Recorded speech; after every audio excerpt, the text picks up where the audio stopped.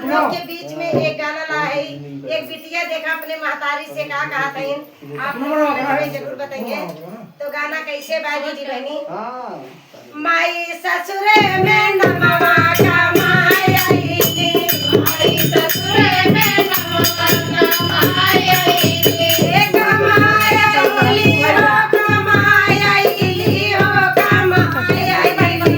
माई ससुरे में नमवा कमाई आईली, माई ससुरे में नमवा कमाई आईली, एक खटिया का दुई खटिया कराई आईली, माई ससुरे में नमवा कमाई आईली, माई ससुरे में नमवा कमाई आईली, माई ससुरे में नमवा कमाई आईली, माई ससुरे में नमवा कमाई आईली, चूल्हा का दू चूल्हा कराई आईली, माई ससुरे में नमवा कमाई आईली, माई ससुरे में नमवा कमाई आईली, माई ससुरे में नमवा कमाई आईली, माई ससुरे में नमवा कमाई आईली, अरे जठऊ कई मछिया बुखार आईली, माई ससुरे में नमवा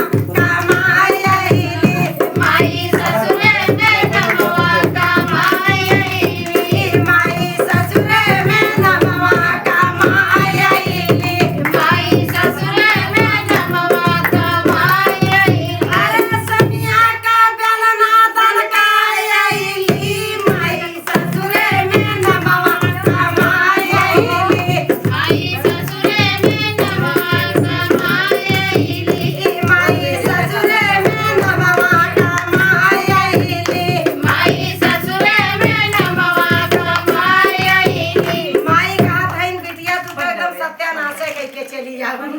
वीडियो बना।